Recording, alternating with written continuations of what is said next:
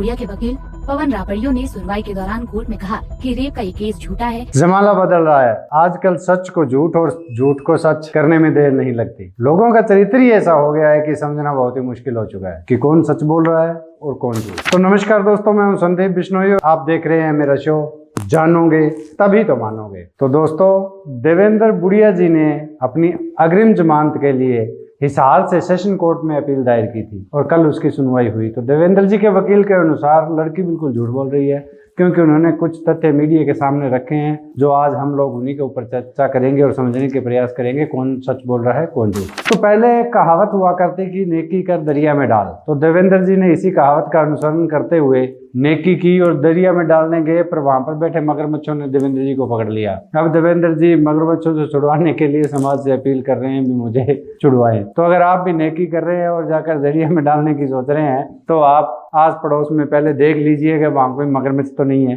क्योंकि आजकल ऐसा ही कुछ चल रहा है। तो दोस्तों, देवेंद्र जी के वकील की माने तो उन्होंने कहा है कि केस के जो आईओ है, आईओ मतलब जो वहां पे इन्वेस्टिगेशन करने वाले जो ऑफिसर होते हैं उनको बोला जाता है। तो उन्होंने जो बात बताई है भी फरवरी में हयात होटल में जाके जो ठहरने की बात पहले लड़की कर चुकी है, यह फरवरी में नहीं हुई थी, यह किसी और दिन हुई थी। क्योंकि देवेंद्र जी के वकील ने कहा है कि उन्होंने जब अपनी वहां पे सबमिट की रिपोर्ट भी, हम वहां पे जो है देवेंद्र जी वहां पे गए नहीं थे, तो हयात होटल में जाके ठहरने की बात ये झूठ बोल रही है। तो उस लड़की की तरफ से और जो जांच में बताया गया है भी ये उस फरवरी या जिस महीने में वो लड़की ने बताया था वो उस दिन नहीं थी, वो आगे पीछे की बात थी। ये हमारे से गलती से ये जो जांच में जो बात सामने आई है, ठीक है। और इस बात से बिल्कुल संदेह पैदा होता है कि किसी के साथ ऐसी घटना हो और फिर उसकी डेट या दिन याद ना रहना, ये तो एक बहुत ही भयंकर मतलब एक साजिश की तहत बनाई हुई बात लग रही है। लेकिन चलिए, हम एक तो तथ्य ये है और दूसरा जो उन्होंने बात बताई है जयपुर होटल की बात बता रहे हैं। तो वो कह रहे हैं जब आईओ ने ये जांच की तो वहाँ पे होटल ना हो के वो बिश्नोई धर्मशाला है जहाँ पे ये जो घटना हुई है। बिश्नोई धर्मशाला के अंदर कुछ एक रूम नंबर बता रहे हैं, उसी रूम नंबर का है। और वकील की माने तो वकील ने कहा है भी हम, क्योंकि वो जो धर्मशाला है, धर्मशाला के अंदर आने जाने वाले का सभी का रिकॉर्ड रहता है। और जब उस रिकॉर्ड की जांच की गई तो जिस दिन ये लड़की बता रही है उस दिन वहां पे कोई ऐसी एंट्री नहीं थी। ये भी एक बात सामने आ रही है। अगस्त सितंबर में जो भी बताया उस दौरान कभी भी बुढ़िया जी उस फ्लैट में कभी उनकी एंट्री नहीं हुई है। और उन्होंने देवेंद्र जी को कभी ठहरने और यहाँ धर्मशाला में जो ठहरने की बात हुई थी तो देवेंद्र जी के अधीन वो धर्मशाला चलती है जिसमें बिश्नोइयों के लिए वहाँ से खाने पीने और ठहरने की व्यवस्था है। जो कोई भी बाहर से या दूर से बिश्नोई जाता है तो वो वहाँ पर ठहर सकता है, रुक सकता है। जो लड़की भी कई बार अपने माता पिता के साथ उसी धर्मशाला में ठहरी हुई है, तो देवेंद्र जी के वकील ने कहा है कि लड़की के अनुसार धर्मशाला के साथ उसके साथ दुर्व्यवहार हुआ, गलत काम हुआ। तो दोस्तों, उस पर भी हमें एक बात का संदेह आ जाना बड़ा ही निश्चित रहता है। आप ये बात सोचिए, कोई भी धर्मशाला हो तो वहाँ पे क्या इस तरह का कोई घटना का अंजाम दिया जा सकता है? और वो भी बिश्नोई महासभा के अध्यक्ष जैसे व्यक्ति के ऊपर, क्योंकि बिश्नोई महासभा का जो अध्यक्ष रहता है उसके चारों ओर बिश्नोई समाज का लोगों का जमघट रहता है। क्योंकि अध्यक्ष की शख्सियत ही ऐसी होती है जो लोगों के बात करने के लिए आतुर रहते हैं लोग, और हमेशा उनके इर्द गिर्द आते जाते रहते हैं। और फिर इसमें हर एक व्यक्ति का ध्यान है वो अध्यक्ष के ऊपर रहता है। तो किसी भी व्यक्ति को मर्जी के खिलाफ यौन शोषण होना, ये बात तो धर्मशाला में तो संभव नहीं है, क्योंकि हर एक व्यक्ति ये देख रहा है भी कौन अध्यक्ष जी के पास जा रहा है, कौन वहाँ से वापस आ रहा है या किस कमरे में रुके हुए हैं। तो उनका मतलब जाने आने का, परिचय बढ़ाने का ये बात तो चलती रहती है। और उसके अंदर बाद के अंदर वहाँ पे अगर एक तरफ से ऐसी कोई कार्रवाई हो जाए, इसमें तो बिल्कुल बहुत ज़्यादा संदेह की बात है। मेरा मानना है हयात होटल में जो लड़की ने अपने बयान बदले हैं, और दूसरा अभी जो ये धर्मशाला की बात हुई है, तो इसके अंदर सामान्य व्यक्ति अगर हो तो ठीक है, एक सोचा भी जा सकता है, कमरा भी है, लेकिन उसकी भी सामान्य व्यक्ति की तो एंट्री होगी। अगर प्रभावशाली व्यक्ति जाएगा तो वो, क्या आपको ये लगता है वहाँ पे जो कर्मचारी रहते हैं और सभी क्या सभी इससे मिलित हैं? अगर कोई धर्मशाला है तो उसके अंदर 5, 7, 10 कर्मचारी तो रहेंगे उनका, और बाकी जो उस वक्त उस दौरान धर्मशाला में ठहरे हुए भी लोग रहेंगे। तो क्या सभी सम्मिलित हो गए? ऐसा नहीं हो सकता। सामान्य व्यक्ति के लिए अलग बात रहती है, लेकिन सामान्य व्यक्ति ऐसा कर बिश्नोई धर्मशाला में करने से पहले 4 बार सोचेगा। अब ये भी देखिए, एक सामान्य व्यक्ति वहां पर जाकर अगर ठहरेगा तो समाज के लोगों का आना जाना रहता है, उसकी जान पहचान का रहता है, वो बड़ी दिमाग में बात रहती है बंदे के। तो यह जो बात है, मुझे तो यह बिल्कुल ही निराधार बात लगती है। हालांकि मैं किसी किस्म के पक्ष या विपक्ष की नहीं बोल रहा हूँ, मैं तो वही बात कर रहा हूँ जो मुझे लगती है। और आप भी सोचिए, क्या ऐसा बिश्नोई धर्मशाला के अंदर संभव है? फिर एक बात और सामने आई है कि लड़की ने कहा है मैं नवंबर में जयपुर से आई हूँ, तो वकील के अनुसार उन्होंने कहा है कि वह दिसंबर के अंत में आई है और वहीं जयपुर में ही थी। तो यहाँ पर भी वो झूठ बोल रही है और आते ही उन्होंने केस कर दिया और लगातार 1 साल तक वह बुढ़िया जी को फोन कॉल करती रही है, जिससे हो सकते हैं एविडेंस उन्होंने कोर्ट में भी जमा करवाए हैं। लेकिन कार्रवाई जो हो रही है ना, वो तो खैर एक जांच तो हो ही जाएगी, लेकिन देवेंद्र जी के जो वकील है उन्होंने कहा है कि देवेंद्र जी ने इनकी आर्थिक मदद की थी और लगातार लड़की को वो पैसे भेजते रहे हैं और वो उनको सिर्फ जो पढ़ाई के एवज में और जो नेकी के एवज में की। अभी हम लोग कई बार सोचते हैं भी अगर कोई समाज में जो अगर शिक्षा हायर एजुकेशन के लिए बाहर जाना चाहता है या पढ़ना चाहता है और आर्थिक संकट है उसके पास, तो कई बार बहुत से लोग हैं वो आगे आ जाते हैं मदद के लिए। तो उसी तरह ही बुढ़िया जी ने इस लड़की की मदद की थी और वो इनकी भी कुछ उनके अनुसार अभी वो काफ़ी और उनकी भी मदद कर रही है। तो इसमें क्या आपको लगता है अभी ये जो लड़की है ये मतलब किसी के झांसे में नहीं आ रहा और किसी के दबाव में आके ऐसा कुछ कर रहा है? ये भी हो सकता है, क्योंकि जो राशि दी गई है वो अकाउंट के द्वारा इनको ट्रांसफर की गई है और पहले से बाद में है। जब इस तरह की बात होनी है तो बहुत ही गंभीर विषय आ जाता है।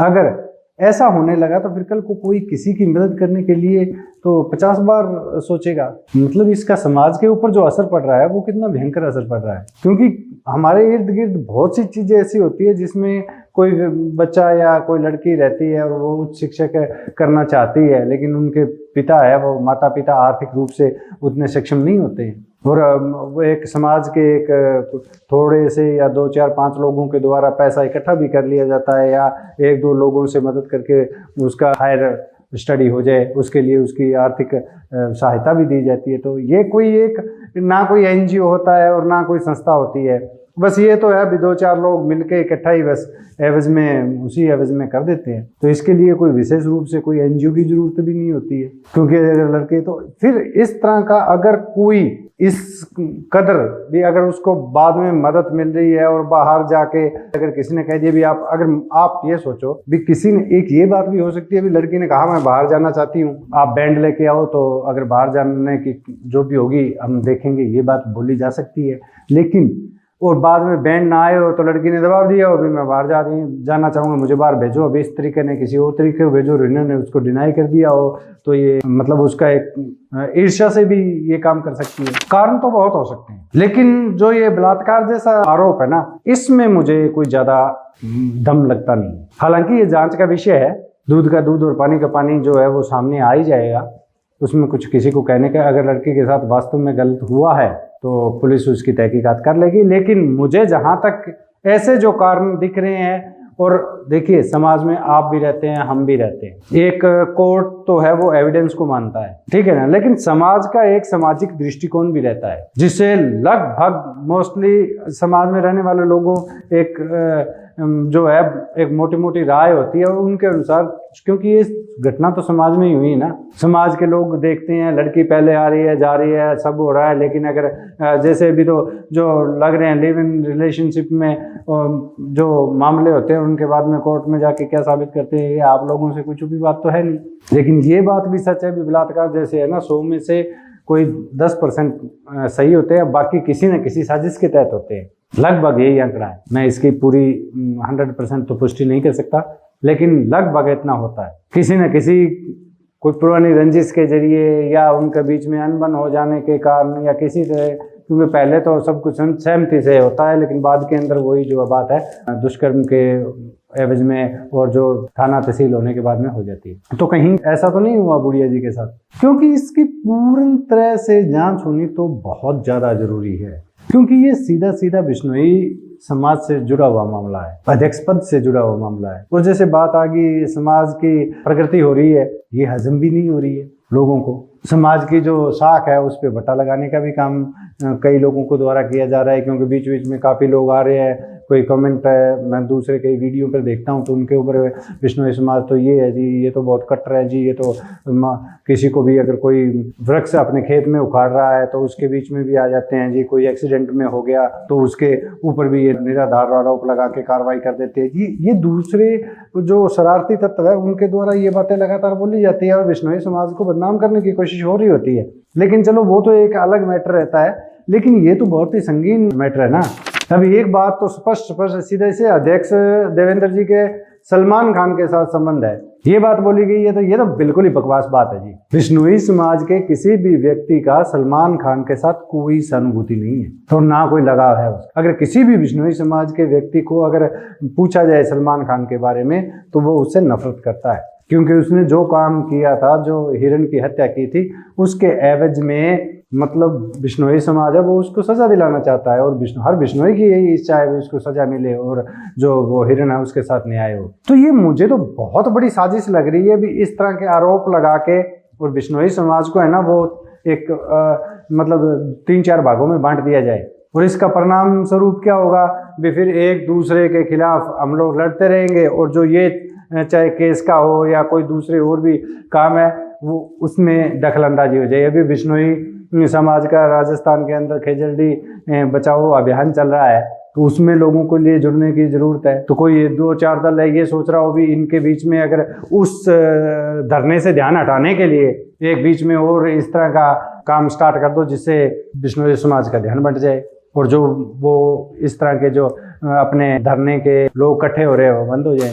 तो ये बहुत ही बड़ी साजिश तो है, इसको सोचने की भी जरूरत है। और ये केस के अंदर क्या है, इसके केस के तथ्यों के ऊपर जब हम बात कर रहे हैं तो काफी कुछ लोगों की भी राय है। जैसे अभी देवेंद्र जी के बारे में अगर मेरे पास 100 कमेंट आते हैं तो उसके अंदर 80 के 90% देवेंद्र जी के समर्थन में आ रहे हैं। तो इतने लोगों का समर्थन जिसे व्यक्ति को प्राप्त हो तो इतनी बड़ी गलती तो नहीं कर सकता वो। और अगर कोई बात है तो ये सहमति तक है, बलात्कार जैसा तो मामला मुझे नहीं लगता, बिल्कुल भी नहीं लगता। लेकिन ये तो मेरी राय है, आपकी क्या राय है? आपको क्या लगता है देवेंद्र जी को है जो यहाँ से जमानत है जो मिल जाएगी या नहीं मिलेगी, या देवेंद्र जी आगे हाईकोर्ट का रुख करेंगे? आप लोगों की जो भी राय है कमेंट बॉक्स में मेरे साथ जरूर साझा कीजिएगा और आने वाले वीडियो के अंदर जो भी आगे के तथ्य होंगे वो हम लोग डिस्कस करेंगे। और अगर आपने अभी तक मेरा चैनल सब्सक्राइब नहीं किया है तो जल्दी से जल्दी मेरा चैनल जरूर सब्सक्राइब कर लीजिएगा। और इसी के साथ ही आज मैं यहीं इजाज़त लेना चाहूँगा। नमस्कार, नमो प्रणाम, राम राम।